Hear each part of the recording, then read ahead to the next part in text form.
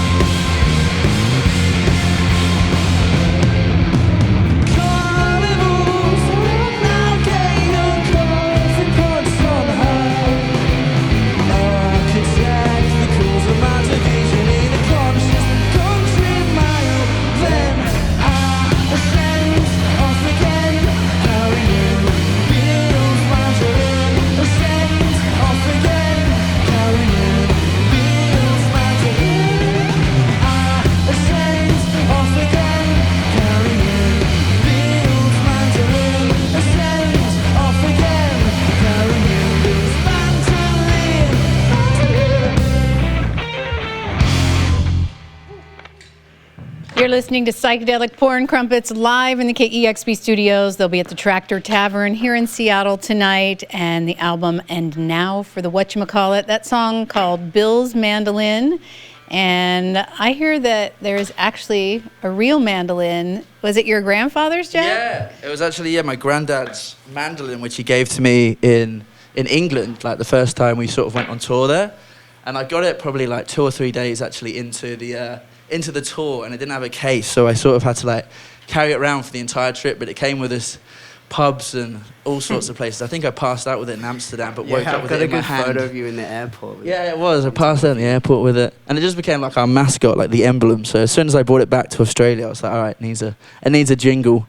So then Bill's Mandolin came out. And it needs a case. It's sitting on my desk at the moment. I managed to put it in the track, but I didn't want to bring it anywhere now because it's really old. I think the only thing we played on it was like Battle of Evermore, and then it all went out of tune, and we've never figured out the tuning of that, like Jimmy Page tuning. I'm sure you could look it up, but... Did you do a little thing like where in the world is Bill's mandolin, take photos of it everywhere? Oh, no, we should have. We should have done that. That's a good idea. Yeah, we should have done that. How did the mandolin enjoy tour life? It was rough. It was rough. It got as beat as we did, but it was, yeah. It came through. There is no better way to describe Psychedelic Porn Crumpets than pure fun to listen to. And I'm wondering, did the recording process for your album reflect the fun that we hear in these live shows? The recording process, kind of. I suppose it goes from bedroom to bedroom, really, so it's probably not as enjoyable. But we first did the first album in a barn that I used to live in, and in between Luke's house and Danny's house of doing like drums in this barn, and sort of send files to each other and sort of piece it together that way. And then it probably sounded terrible before we actually handed it to our friend Jelly, who used to play in the Growl, and like he's just become sort of a fifth member or a sixth member now. We've got Chris, I suppose. So yeah, you can wave, Chris. Yeah, and then I think it just sort of evolved from there, and we eventually kept the same bad techniques, and now we're trying to get rid of those techniques, and he's getting better, and we keep handing him worse material, so which he can fix up. But do you start with any kind of concept or idea? Because I read something about like a 1930s reimagined carnival, or I imagine the concept changes over time, but do you try to get a visual in your head when you're writing these songs? Usually. Sometimes you try and, I don't know, the first album and the first two albums was kind of just us kind of finding ourselves as a band, I think, and just being like, where do we go and how do we sort of take music? But on the third one, we kind of wanted to do something a bit different. So there was a concept, but then we went and did our first festival in Party in the Paddock and met all these really strange people in Tasmania, like a Smurf at like 3 a.m. with all this like face paint hanging off. And obviously like the end of sort of the all the dregs that are left from the festival when the last band plays at like Sunday at like 3 a.m. So there was sort of this imagination of let's put a festival album together. And then it kind of went into sort of 1940s England. So because we found a little sample thing of, what was it like? It was like a little village thing. It was like it was like, Mr. yeah, Fogg an over old, here. yeah. It was like I don't know, it was like a post-war documentary or something from England. And it was in the town where Jack grew up. in England, so it became this nostalgic kind of thing of like a carnival, an English carnival. That festival that yeah. you describe in Tasmania kind of sounds like you're describing the cover art for for the whatchamacallit. It's like a fairy tale dreamscape with botanicals and mushrooms and flora and fauna. How did that come about? That was our friend Ben Giles, he's from England, and we found all his artwork. I think it was just through Instagram or Tumblr or something like that. But he was just putting together all these really cool collages. Yeah. And I think the idea of what we were doing as well, we kind of wanted to create a bit more of a collage with the music, of just adding bits that kind of didn't fit together, but they might do eventually. So a lot of the guitars were like pitch shifted and reversed, and then pitch shifted down an octave or up an octave, up 2 octaves. So it sounds like kind of like organs. And so a lot of that album was kind of just us almost cutting and pasting bits and pieces. So to have him and sort of match it together was like really good. We got worried that the album art was way better than the record. We were like, oh my God, what are we going to release here? Yeah, and then sort of was convinced by other people that, yeah, it was a lot better than the album. So now, yeah. No, I think you live up to the artwork. Thank you. You've written a lot of music. You're also incredibly busy. It sounds like you built your own studio. You have your own record label. Creativity firing on all pistons with this band. It sounds like you just have like all these amazing ideas. It seems like you all kind of sync pretty well creativity, a lot of chemistry. Yeah, I suppose when we play live, it kind of takes on its own sort of thing. And what we've been struggling with is obviously playing live, we completely get away from the song until we're like, maybe we should go back and actually listen to it. Like after you've played it for like 3 or 4 years, it just becomes its own entity. And then after, I don't know, we're like, okay, I think this is going about 20 BPM too quick, and it turns into like a punk show at the end of, I don't know. So we're all kind of trying to find this rhythm, I suppose, where we can, was that the question? I don't know. There's just lots of different versions of everyone, I think. So it's like, there's like a live version, then like a studio version, and then... But I suppose, yeah, creatively, like you're all together all the time on the road, so you kind of gel in a different way when you're touring a lot, so... And you have toured quite a bit. How's it been sort of moving from the pubs in Perth to these big stages, and you're touring with so many great people? I mean, the tour we're on at the moment was like Meat Bodies and Levitation Room. They're like, and Morgan Delt we play with in LA, who are some of our favourite bands. Like the last tour we went with Frankie and the Witch Fingers, and we're sort of like, as if we're like, they're supporting us. It was unbelievable. So we'd just come and play with them. Like, I don't know, like we'd support them if we had a show. So it was really nice to sort of come over and see how sort of immersed the West Coast music scene is. It's huge. It goes all the way from like LA up to obviously Seattle, and even Vancouver was really cool when we went there. And it's kind of similar to what's going on in Perth, really, like, or Australia. It seems to have like quite a distinctive sound with especially the LA or the California music scene, where it's like a lot of bands sort of going from that OC's pocket, and you've got Ty Segall and they Wand, and you've got over in Australia like King Gizzard and Tim Impala and Pond, and it's really matched together, and hence why you've got like festivals like Desert Days and like in Joshua Tree coming up. It's a really cool, I suppose, time to be creating music in that sort of genre. It's more freedom, I suppose, to write and create. So many people talk about how isolated Perth is, and could be one of the reasons that there's such a great, music community there that pulls together. And so many great bands have come out of there. You just named a couple, Pond and Tame Impala. I mean, I remember when both of those bands were starting out, and now, I mean, it must be fun to see them around town. Is it a small enough community that everybody's going out to the same shows and playing the same venues? I suppose it is. Like, everyone sort of... I like the guy who mixes our records, like best mates with Jelly, who's good mates with Kevin. I think he was around his house the other day telling us a story where he's like, I think I'm going to get a synth, and Kevin's like, just have this one. So it's like, just it's a small world. The world gets a little bit small. I suppose we're all within 1 degree of separation from each other, but I mean, it'd be pretty cool. Well, I don't think we've actually had a conversation with those guys, but they're always on tour as well, but it would be lovely too. But you did bump into the folks from Sleepy Jackson, you were just telling me, that we played right before. Yeah, no, he's a legend. Down at the Indie Bar. Big shout out to the Indie Bar, there you go. Yeah, I used to work there. Actually, we were playing a song, Kick-Ons, which was about me actually getting fired for singing a Queen track at the open mic night, but I don't think we're doing that one. But they dragged me off. We should get you to do that one for us here. We won't drag you off. You won't get fired from KEXP. Yeah, it was a bad rendition of a Freddie Mercury track. But. Psychedelic Pour and Crumpets live here in the KEXP studios. They are playing the Tractor Tavern tonight. Might be a few tickets left for that for some lucky folks if you act quickly. And you have a couple more songs. Going to play something from High Visceral Part 1. Yep, Cubensis Lenses.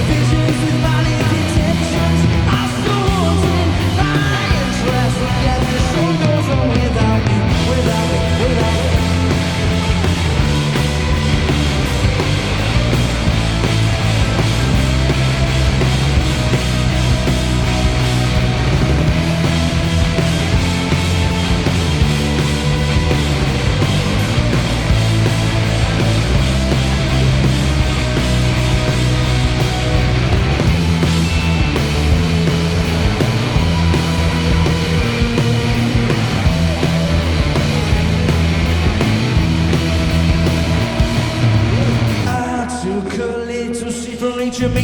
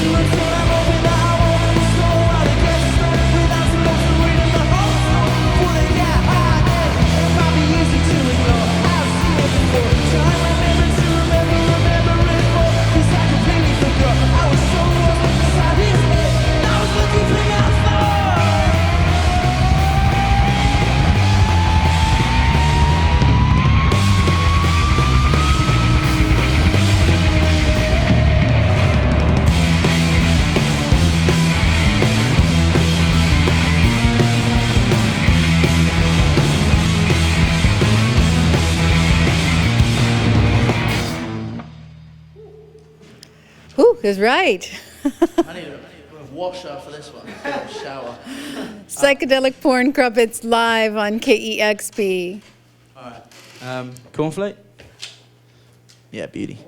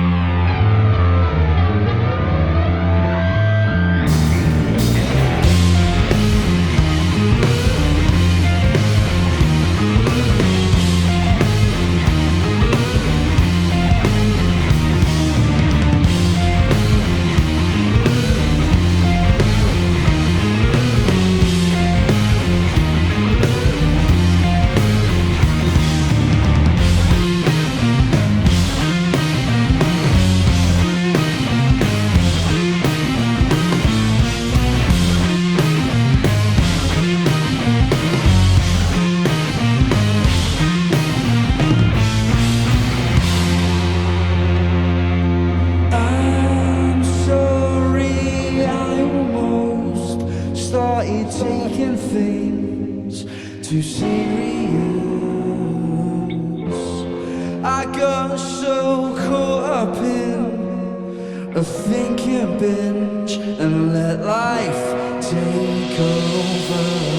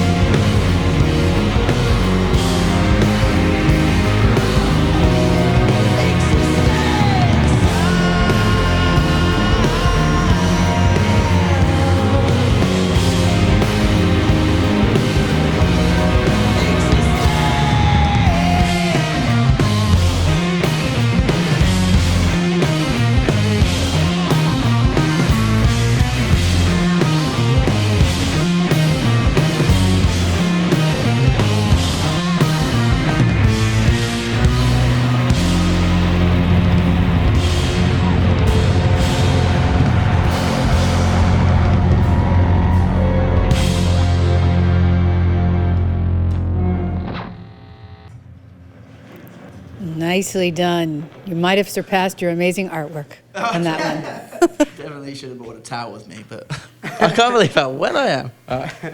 Thank you very much for having us on, though. It's been incredible.